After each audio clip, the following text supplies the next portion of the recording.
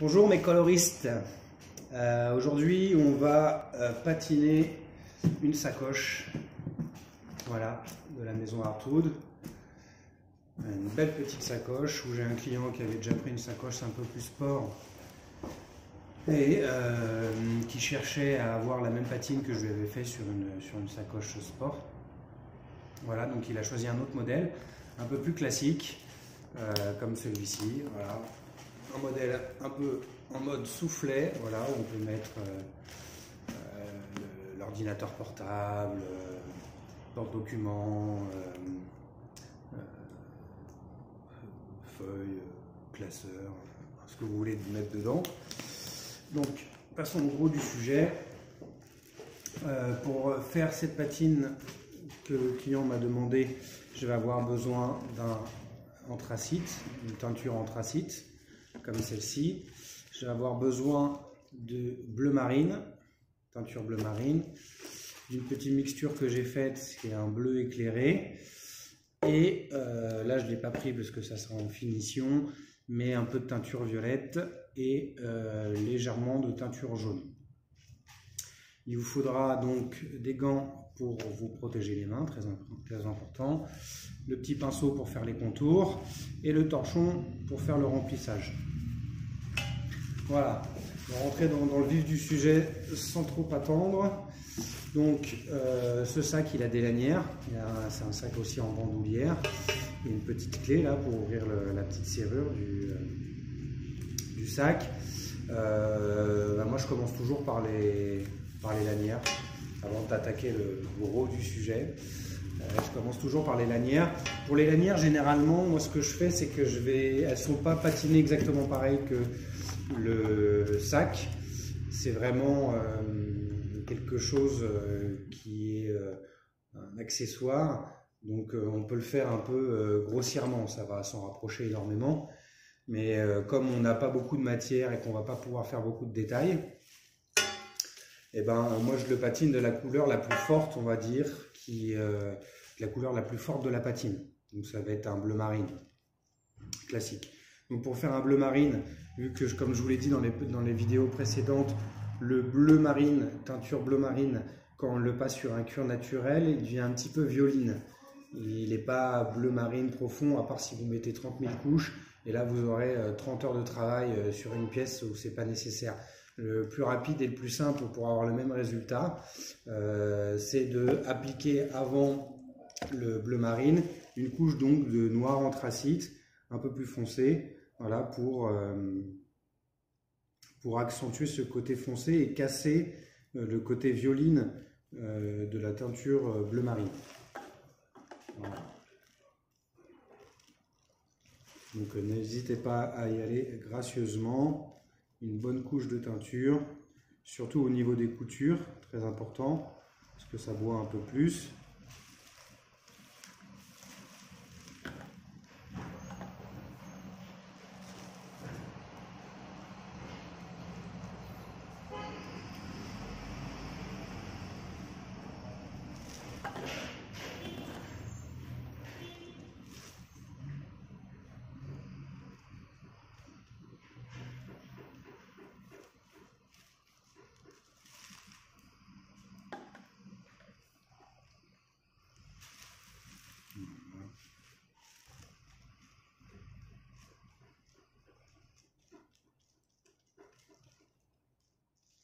Je vais revenir vers vous quand j'aurai terminé de faire les accessoires. Voilà, donc après qu'on ait fait toute la bandoulière en gris anthracite, voilà, bien comme il faut, on va ce qu'on appelle mouiller au bleu marine. Alors qu'est-ce que c'est que mouiller au bleu marine? C'est prendre tout simplement votre torchon, le bleu marine, et quand on dit mouiller en bleu marine, c'est y aller gracieusement, tout simplement. Prenez beaucoup de teinture sur votre torchon et vous faites des petits carrés, vous frottez bien, comme ça, juste à des petits endroits C'est ça ce qu'on appelle mouiller. Vous n'étalez pas toute la teinture sur la pièce de cuir, mais vraiment que à des petits endroits comme ça, voilà. C'est ça ce qu'on appelle mouiller à la teinture.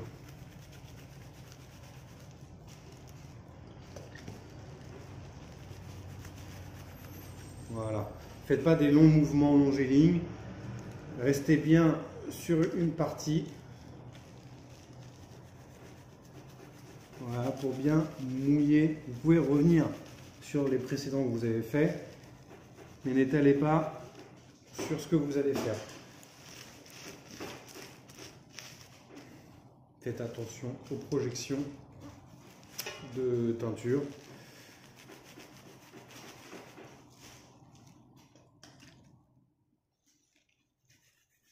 Voilà. Bien mouillé. Je vous le répète une dernière fois. Mouiller, c'est quoi? C'est prendre le torchon, gracieusement mettre de la teinture dessus et frictionner à un même endroit qui ne doit pas faire plus de, on va dire, 5 cm, 5-6 cm maximum. Voilà, pour bien que le cuir s'imprègne de la teinture. C'est mouillé, comme ça, on va bien estomper l'anthracite qui est en dessous, mais en même temps, on va casser cet effet violine, ce que je vous disais précédemment, qu'il y a dans le bleu marine de base. Voilà. Je vous donne rendez-vous juste après, quand j'aurai fini toute la bandoulière. Voilà, donc j'ai badigeonné, bien mouillé en bleu marine la sangle. Bon, c'est pas sec encore, mais voilà, j'ai fait tous les petits bidules, le truc avec la clé, la grosse sangle, le petit truc là qui se met sur la sangle pour pas s'esquinter le dos, les épaules, pardon. Et donc, on va passer à la bête, au sac. Donc, comme je vous ai dit dans les vidéos précédentes, si vous les avez vues, il faut toujours commencer par faire du contouring, c'est-à-dire prendre le pinceau, là dans ce cas de couleur en gris anthracite, pareil, et faire voilà, donc tous les contours. Hop, là, parce qu'il y a une petite pièce ici, là. Tous les contours, tout ce qui est au niveau des coutures, toutes les coutures.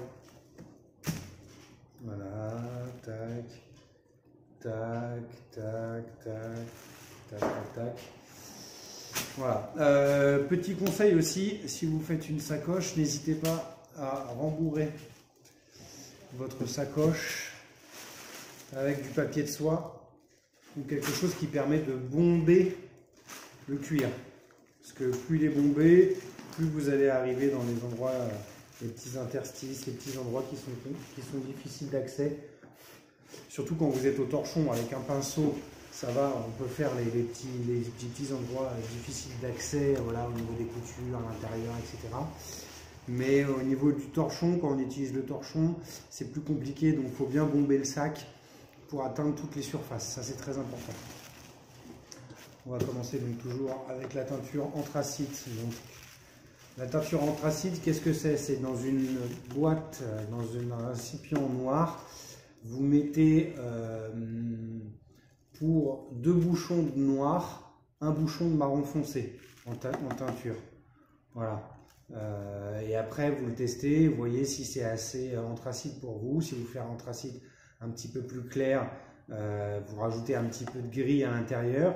Mais la base de la teinture anthracite, c'est pour 2 bouchons de 2 quantités égales de noir, mettre une quantité égale, une unité, quantité égale de marron foncé. Voilà, j'espère que vous avez bien compris pour faire le gris anthracite. Parce que dans le commerce, il n'y a pas de teinture saphir gris anthracite. Donc je vais commencer à faire le contouring.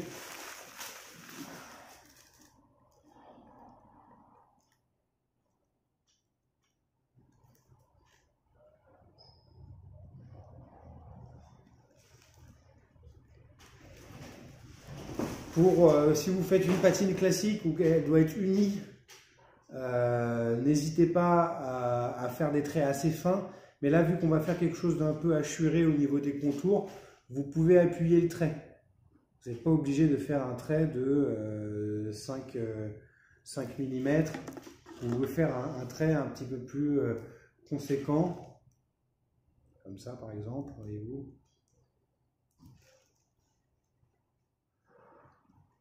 Voilà.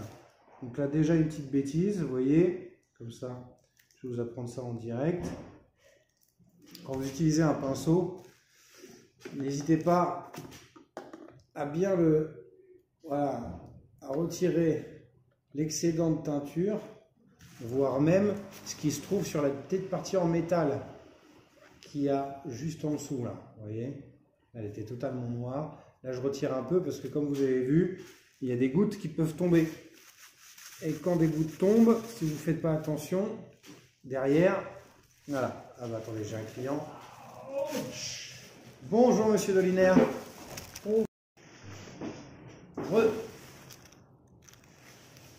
Rebonjour. Oui, effectivement, comme je suis dans une boutique, il y a des clients qui rentrent. Donc j'en étais au contouring de la sacoche. Vous voyez que j'ai déjà pu faire les contours, les empiècements. Là pareil, le petit zip là, faut le faire aussi enfoncer. Tout l'intérieur des coutures, très important. Ça je vous le dis pas assez, mais le détail dans la patine c'est très important. C'est ce qui fera de vous des maîtres coloristes. Donc voilà, je vais faire tous les contours. Et comme d'hab, bah, je vous reprends juste après, une fois que j'aurai terminé les contours. Tout de suite. Et donc voilà le résultat final du contouring juste avec le pinceau.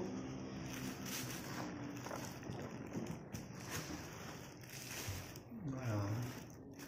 Toutes les parties, genre la hanse, enfin la poignée plutôt, un petit truc comme ça là, qui bouge, le petit bitonio du zip, les renforcements ici et ici, le soufflet, le petit soufflet ici intérieur, hein, parce qu'il y a une poche ici, petit soufflet là, je les ai fait en anthracite parce que ça c'est des parties qui vont rester bleu marine. Voilà. Je vais faire vraiment que la patine sur toute la pièce, sur le côté aussi également sur le derrière. Mais toutes les parties où c'est gris, ça va rester très marine, un marine très foncé. Donc voilà, tout ça, toutes les petites parties, je vous invite à faire de même si vous avez des grosses pièces comme les bagages ou toute la maroquinerie à faire. C'est beaucoup plus simple, ça vous prend moins de temps. Et c'est des endroits de toute manière qui sont liés à beaucoup de friction, beaucoup de frottement. Voilà, à force d'ouvrir, de fermer, d'ouvrir, de fermer, pareil, à force de prendre la poignée. C'est dans des endroits qui vont avoir beaucoup de friction. Et voilà, ça, comment on le prend, comment on le tire, etc. Donc ça, c'est des endroits où la patine va être à même de s'estomper, de disparaître plus que sur d'autres endroits de la sacoche. Voilà. Bah là je vais commencer à la badigeonner de bleu éclairé. Pour tout ce qui est en bleu marine, toujours mettre une sous-couche avant d'un bleu un peu plus clair ou sur quoi vous voulez tendre au niveau de la couleur, car ça permet d'éviter les endroits où il y a des mauvaises surprises, si vous voulez. C'est-à-dire que le bleu marine, je sais très bien que quand je vais l'appliquer là-dessus, il va y avoir des endroits violines. Alors que si je mets un bleu éclairé avant, ça va casser un peu cet effet violine, ce que ne désire pas le client. Il veut des petites touches de violet dedans et de jaune, comme je vous ai dit au début de la vidéo, mais il veut quelque chose de, grosso modo, bleu marine, qui tire vers le bleu, plus foncé sur les côtés, etc., les coutures. Voilà, donc le résultat final. Mais voilà, c'est ça qu'il veut. Donc toujours, en préambule, de mettre une couleur très foncée. Mettez une couleur claire en dessous, parce que ça va vous permettre de faire une petite variation de couleur aussi au niveau de la patine. Ça va vous permettre d'avoir plusieurs couches sous couches, quand je vous ai dit sur des vidéos précédentes. C'est un peu comme Photoshop. la patine, c'est que d'une, il faut réussir à se projeter, savoir où on va et pas faire une patine à l'arrache, comme ça, au bon vouloir. Tiens, j'ai du jaune, je mets du jaune. Tiens, j'ai du vert, je mets du vert. Non, parce que ça mène jamais à rien. Et le résultat final, vous pouvez avoir un coup de peau et le résultat final peut être beau, mais généralement, ça reste une patine qui est fait un peu sommaire. Alors que si vous arrivez à vous projeter et à savoir où vous voulez aller, vous allez savoir les étapes. C'est-à-dire que plus vous allez de l'avant, plus vous allez vous dire, bah, avant d'arriver à cette étape, il va falloir que je fasse ça, avant d'arriver à cette étape, d'avant l'étape, il va falloir que je fasse ça, etc. etc., etc. Et ça, c'est des couches, les sous-couches, les surcouches, etc. que vous allez mettre sur le cuir avec des couleurs différentes. Donc moi, ma première couche, je vais la mettre en base éclairée. Après, je vais la travailler un peu à la couleur bleu marine. Je vais remettre un peu de base éclairée pour le retravailler, etc. Vous allez voir, suivant le cours de la vidéo, comment ça va se faire. Mais c'est très important dans la patine de savoir se projeter, savoir où on veut aller, quel est le résultat final, pouvoir démêler après le résultat final et le refaire dans le sens qu'il faut pour arriver au résultat escompté. Voilà, donc là je vais badigeonner de bleu éclairé toutes les parties en cuir que j'ai sur ma sacoche et je reviens vers vous juste après.